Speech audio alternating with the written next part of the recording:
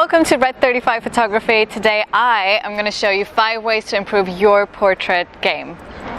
But I need a little bit of help, so Jimmy has to be here. I'm the model.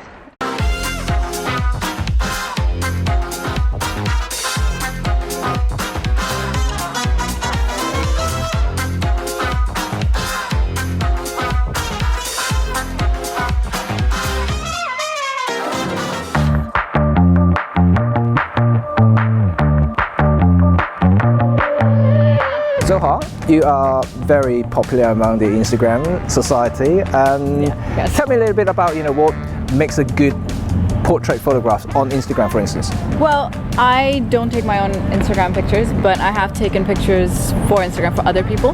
And I think one of the most important things which people don't pay enough attention to is framing. So yes, you are taking a picture of someone's face or like their upper torso, but what's around them is very important as well. And I think everything needs to work towards grabbing the attention of the people towards someone's face. So the lighting, what's in the background, what they're wearing, everything. And I think today we're going to try to demonstrate how to utilize all these elements that you just said about, and formulate it into a way that you can understand and hopefully improve your portrait game. Yeah.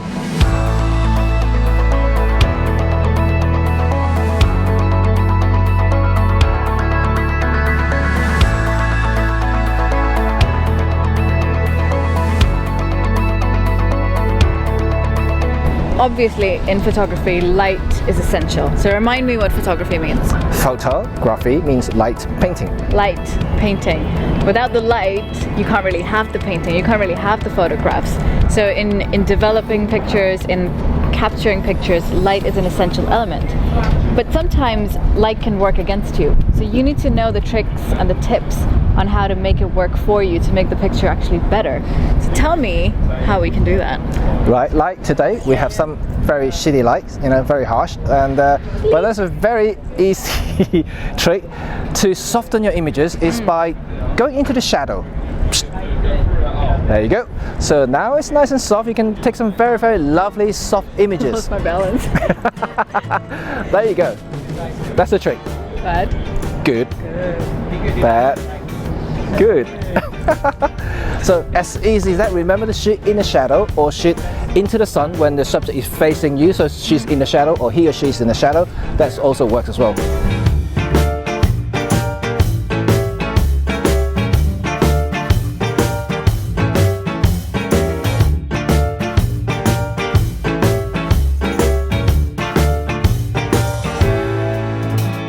So let's talk about composition. Yes, please tell me what you mean by composition. Stuff in the frame. Layman's terms. Yeah, stuff in the frame.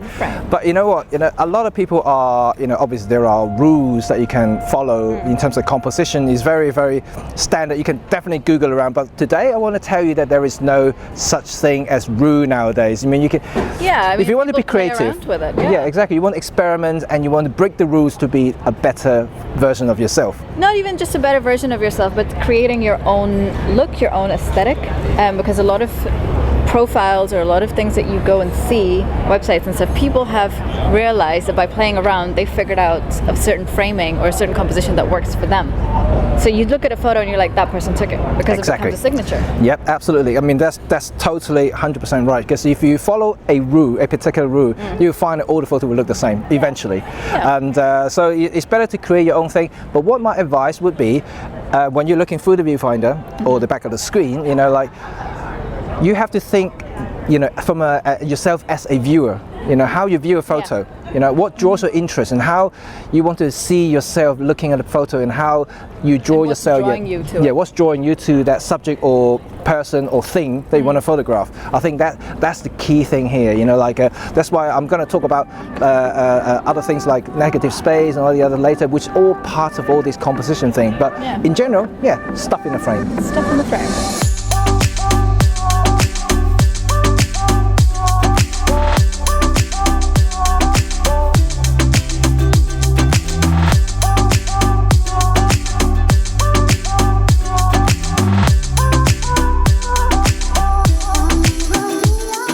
So we've already talked about composition, framing, and lighting. to draw Yep. people's attention to the subject in the picture. Is there anything else? Of course, in fact, there are many different ways. I think we're trying to focus on a few things that is more prominent, in the photography world. One of them will be leading lines, and the leading lines are very well used, very effective, and I think this is actually something that people may overlook and then don't actually understand while they're using it. But in fact, it's very common and very popular among, especially Instagrammers, for instance. And if you see a lot of the travel Instagrammers who take like lots of photos in different countries and things like that, one of the main methods they draw viewers' attentions are using leading lines. And then a lot of them, they always trying to put themselves in a frame where they're standing on a path, standing on the street, and then and in the middle of mountain or buildings. So all these are leading lines. So leading lines don't have to be like not physical line. Physical lines. No. They can just be in Shapes. Perspective. Yeah, and it could be patterns. It could be anything. So when you're standing in the middle of the frame, and then with all these things pointing towards that person. And that's what driving the attentions, and that's the leading line. Yeah, now I know why I like traveler photos. It's almost like a whirlpool, where you can suck you into that middle of the frame. Like that.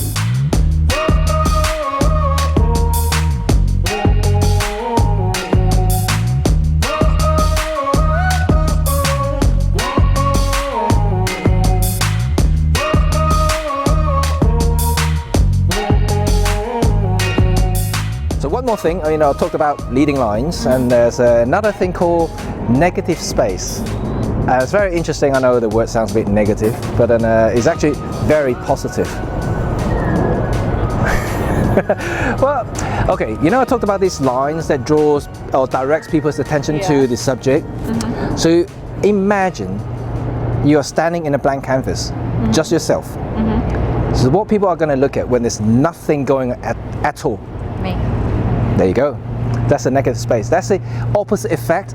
Okay, I see. So in a very busy situations, leading lines will help directing people's attention to the subject. But in contrast, when there's nothing going on, that's also draw attention to the subject in question. Because there is nothing else. Because there is nothing. The only thing that is there is the person or the subject or whatever that is. So you can place someone in completely blank canvas, and then instantly people will look at is that person in the frame or whatever that is that you want to photograph. So how would you use that? So would that be like in front of a blank wall? Yeah, that works, But when I say like blank canvas, sometimes it can have a little bit of patterns. So for instance, like I could photograph like this. Now we've got blue sky and fluffy clouds. This actually works as a blank. Well, when I say blank, canvas, it's a canvas. Okay, so I can place you in a frame where it's just you, very small in a frame, and have this fluffy cloud as well. So it's still a little bit of patterns there, but the thing is, you're still more prominent subject in the frame. So because the frame is not too busy. No. Like there are things, but they're too far away and they're too small, and they're not. Or you can blur it out a little bit using depth of field, but obviously we'll talk about that in a later time. But so that will help as well. Okay, so it doesn't have to be like a plain white background to be a negative space. It can be something like this. Yeah, a plain white would be for high key photo. That's another thing for future episodes. But yeah, it works. So basically it's almost like the opposite of leading lines, because there is nothing going on, nothing to direct you. The only thing that directs you is the nothingness. Nothingness. That's a word, right? That's a word. Yeah. Nothingness. Google it. Yeah, Collins Dictionary has that word for sure. Nothingness. So, it's nothingness. Nothingness. So we've talked about stuff in the frame. Yep. And now we're talking about nothingness in the frame. Two main things you learned today.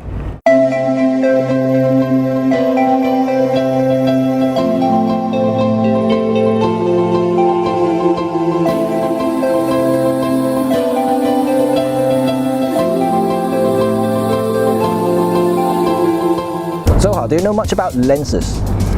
Very basic stuff, I would say, because I'm myself not a professional photographer, but I'm around you guys a lot, so I know that there's something different about every lens. Bigger, smaller, focal length changes, zooming in and out changes, but there are particular ones for portraits.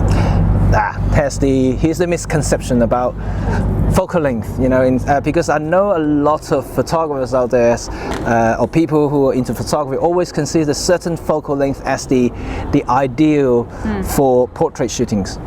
But in my book there is no such thing, because I take portraits on a daily basis. This is my job, this is what I do, and so here, everything here that is what I took this morning for another shoot that I just finished, and so I utilize different focal length for different situations.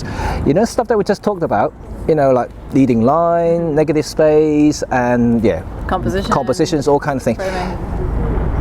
If you combine all of them, you can actually create different type of things in terms of portrait wise by utilizing different focal lengths.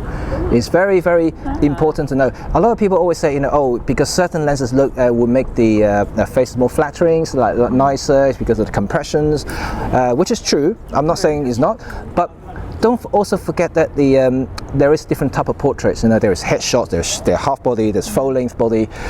So portrait is actually quite a vast thing. So there is no a focal length for portraits, which is what a lot of people always think. In the full frame terms, it's always the 90, 85 millimeters is kind of like the most used portrait focal length. But for me, in fact, my most used one is actually this one. What is that? That's a 25mm in 4/3, so it's about standard lens basically. And what would other people usually use it for? It will be something like this actually. This is a 60, it's 120, it's still a little bit too long, but I think a lot of the wedding photographers would like to use this one. This is because it's a generic kind of more flattering compression looking photos when you're using a zoom like this. And but for me, I would, depending on the situations, depending what I want to utilize, like negative space, for instance, I'll use a much wider lens. Okay. For leading line, again, I'll use a wider lens. But something more intimate, then I'll use the slightly tighter lenses, and utilizing some other techniques like lighting, compositions, and stuff in the frame. Stuff in the frame. So it all really depends what I want to achieve at the end of the day. So in my book, there is no such thing as a perfect focal length for portrait. Or like a specific portrait lens. Yes, I will just, depending on what I see, or what I want to see in a frame, and then that's how, when I decide, which one I will pick up from my bag and put it on the camera. Okay, so that gives you a lot of freedom. Not only that, and you're not always constrained to just buying one if you want to specialize in portraits, because people always find that, I need to get that lens for portraits, I need to get this lens for wildlife, I need to get that lens for landscape. I mean, it's going to get very expensive eventually as well. Yeah, and the thing is, you have to understand, it's not just about buying all these focal lengths and different things. If you're just starting out, you don't have to spend all that money, to be honest. You can utilize one lens to do quite a lot of stuff. And I think in that way also trains your creativity as well, because you're kind of restrained to one thing. Because you're experimenting with different focal lengths, and you'll realize that actually with the portrait this looks really good, even though someone would have suggested not to use it. Yep, exactly. Again, breaking the rules, making your own aesthetic. Yeah, absolutely. And in fact, if you start mastering that one focal length, that could become your signature. Yeah, because no one else is doing it. Exactly. So you might want to try a fisheye portrait. Those are quite cool. I haven't tried that. I have. Have you? Yeah. Okay. I'm more of a professional photographer than you. She is. She's using fisheye for portrait, which I haven't tried before.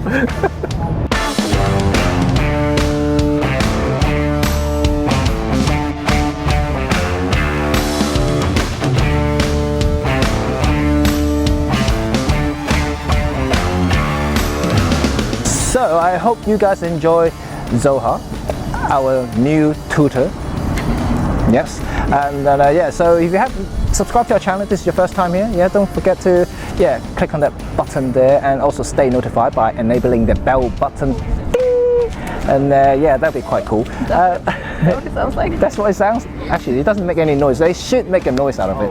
Yeah. And it should be ding, ding, notified, and also feeling the vibration in your pants, when you're walking about. What? That's a good notification. Okay, Jimmy. So remember, stay notified, yeah?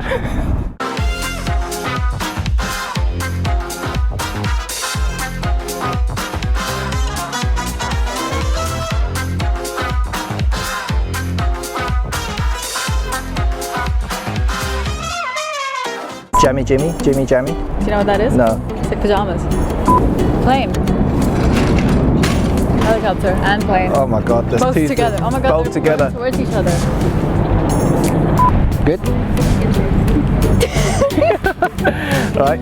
Like you've got like a table where it's like wet. And Yep. you had to stand somewhere different. I had to stand somewhere That's different. about choosing the elements you want to include into the frame to make it look nice. Yeah, that's what I'm saying. So that's an interesting part. Yes, it is. So you should take a picture of how the place looks without the framing properly done. So we can take any pictures in any shitty places. And make them notch. Actually, that should be today's challenge. I don't know, it's a Chinese thing, isn't it? It's like, yes. Okay. I find it a bit weird. I can't sit properly now. Ugh. Did you recall that? Okay. Search. Oh, wait. Ah, you're joking me. You're joking me now. Okay, so Jimmy, remind me what photography means. Photo.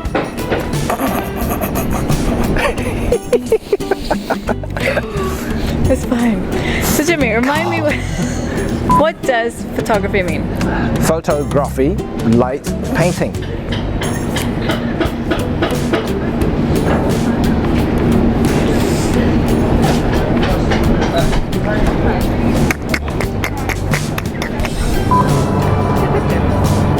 Wait, bad? No, bad. Bad? Bad? Tell me what photography means. Photography means light painting. Light painting. So without photography, sorry. Without photography, there's Without nothing. photography, there's nothing. It's the end of my world. The light's gonna go. Oh, okay, sorry. It's just a continuity in my head. Continuity, yes. Okay. All right, continuity. What continuity? You should look blank. Is it? You're giving me a lot of negative energy right now, so I'm gonna vacate this negative space. It's not good for my feng shui. That's negative space. No, they're literal sky rats. I know they're flying rats, but the one that we in the park is quite nice. No, because they're the same one. The one in Chinatown is not nice. No, half of them don't even have legs. The one in China have no legs, but the one in the park they do. Don't do pigeons. I like pigeons. I like pigeons. There's something wrong here. No, they're just animals. They're not.